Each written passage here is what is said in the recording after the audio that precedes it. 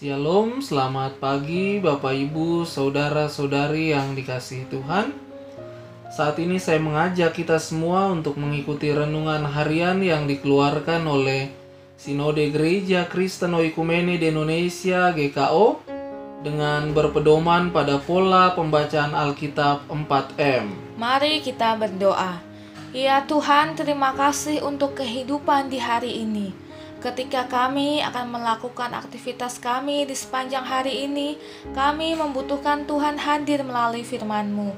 Dan kiranya kuasa Tuhan menerangi hati dan pikiran kami, sehingga kami dapat memahami, mengerti, dan juga menjadi pelaku-pelaku firman-Mu yang baik. Dalam nama Yesus kami berdoa. Amin. Bapak Ibu, Saudara-saudari yang terkasih, untuk merenungkan firman ini, saya Pendeta Arthur Patinama bersama istri, Ibu Vera, secara bergantian mengajak kita semua untuk menerima, merenungkan, melakukan, dan membagikan firman Tuhan dari Galatia 5 ayat 15 dengan tema Jangan kamu saling membinasakan. Galatia 5 ayat 15, demikian bunyinya. Tetapi jikalau kamu saling menggigit dan saling menelan, awaslah, supaya jangan kamu saling membinasakan. Pertanyaannya, hal apakah yang bisa saja terjadi dalam kebersamaan kita, baik di dalam keluarga maupun gereja, dan hal apakah yang harus kita waspadai? Ayat ini menjelaskan tentang saling menggigit dan saling menelan yang berujung pada kebinasaan. Mulut terbukti bisa membawa seseorang kepada keberhasilan ataupun sebaliknya mengalami kehancuran. Pada ayat di atas, Rasul Paulus mengingatkan jemaat di Galatia untuk mewaspadai agar jangan saling menggigit ataupun menelan. Hal itu diawali dengan mengingatkan jemaat untuk mengasihi sesamanya seperti dirinya sendiri, seperti yang diajarkan firman Tuhan. Tentunya menggigit dan menelan di sini tidak dalam arti harafiah. Rasul Paulus menjelaskan maksudnya di ayat 16, yaitu agar jemaat tidak hidup mengikuti keinginan daging. Keinginan daging atau hawa nafsu pada akhirnya membuat seseorang menjadi egois, sehingga ia bisa mengorbankan orang lain untuk mencapai tujuannya. Inilah yang disebut saling menggigit dan menelan. Hal ini tentu bertentangan dengan prinsip kasih yang Tuhan ajarkan. Kasih yang membuat seseorang hidup dalam kerendahan hati dan rasa syukur, sebab hidup ini penuh dengan anugerah Tuhan. Dalam surat Galatia, kalau kita melihat secara keseluruhan, Paulus yang terus-menerus berbicara tentang pertentangan antara dua kekuatan, antara dua teritori wilayah kekuasaan dengan prinsipnya masing-masing. Dia berbicara tentang Taurat versus iman kepada Yesus. Dia juga berbicara tentang Hagar versus Sarah, budak versus anak, perbudakan versus kemerdekaan, daging versus roh, keinginan daging melawan keinginan roh, perbuatan daging versus buah roh. Dari pasal awal sampai pasal akhir, pertentangan ini terus dibuat oleh Paulus. Seperti ada kontradiksi antara keduanya. Ada dua teritori wilayah yang saling bertentangan. Saya menyebut dua teritori ini sebagai domain atau habitat. Kedua domain ini benar-benar bertentangan dalam artian hidup atau mati. Yang satu membinasakan, yang lain menghidupkan. Habitat yang membinasakan ialah habitat dosa. Habitat yang menghidupkan atau memerdekakan ialah habitat anugerah. Pergumulan manusia dari dulu hingga sekarang adalah berhadapan dengan dosa.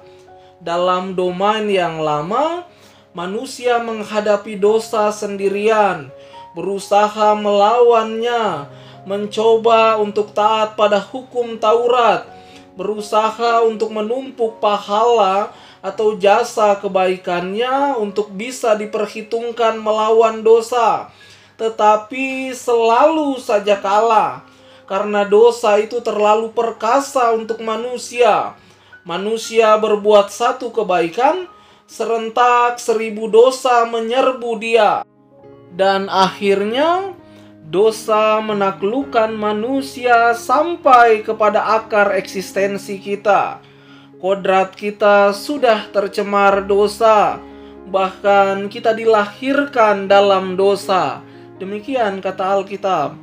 Tetapi ketika kita percaya dan menerima Yesus sebagai juru selamat dan Tuhan kita, maka kita dipindahkan ke domain yang baru, domain anugerah, domain kasih karunia. Habitat anugerah membuka mata kita bahwa apa yang tidak dapat kita lakukan sendiri dengan kekuatan kita telah dilakukan oleh Kristus, yaitu menaklukkan dosa. Yang kita dibuat kepayahan melakukannya, Kristus mengerjakan bagi kita. Yang kita dibuat kewalahan olehnya, Kristus mengalahkan untuk kita. Sehingga apa yang sepatutnya kita jalani, yaitu penghukuman atas dosa, tidak kita jalani. Apa yang tidak selayaknya kita terima, yaitu keselamatan dan berkat, diberikannya kepada kita. Di dalam Kristus kita ini menghirup udara anugerah. Sebab yang tidak bisa kita lakukan sendiri, dilakukan oleh Kristus secara sempurna. Dalam habitat yang baru, kita tidak mungkin mengangkat kepala dan berbangga diri. Dalam habitat anugerah, kita akan tunduk dalam kerendahan hati, bersyukur, memuji Tuhan, dan mengaku, Tuhan Engkau dahsyat. Tuhan Engkau melakukan banyak perkara yang aku tak sanggup melakukannya sendiri. Berkat makanan, keluarga yang harmonis, nafas kehidupan di pagi ini, semuanya adalah anugerah Tuhan. Hidup ini penuh dengan anugerah. Di dalam domain yang baru, penguasanya sudah ganti. Dosa tidak berkuasa lagi di situ. Yang berkuasa adalah Kristus dengan kuasa anugerahnya yang memberikan kemerdekaan bagi kita.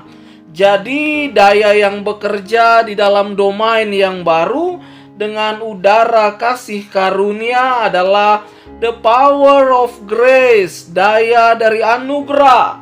Oleh sebab itu, dalam habitat anugerah, konsentrasi kita bukan lagi kepada dosa. Dosa adalah sesuatu yang harus kita pinggirkan. Fokus kita pada Kristus dan kemenangannya atas dosa. Jangan berfokus pada dosa, tetapi pada pertobatan dan pengampunan dosa.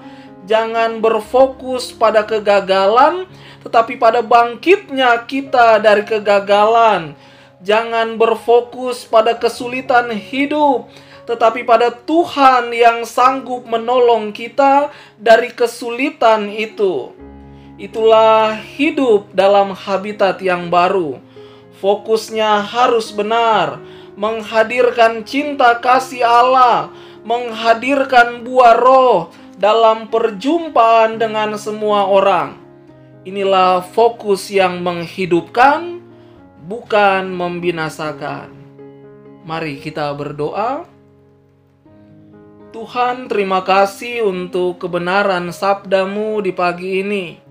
Kiranya Roh Kudus memampukan kami untuk hidup dalam kerendahan hati dan juga rasa syukur. Sebab kami sadar dalam hidup yang kami jalani ini penuh dengan begitu banyak anugerah dari Tuhan. Dalam nama Tuhan Yesus, Sang Nafas Hidup, kami menyerahkan kehidupan kami di sepanjang hari ini. Amin. Selamat pagi. Selamat menjalankan aktivitas. Tuhan Yesus menyertai kita semua.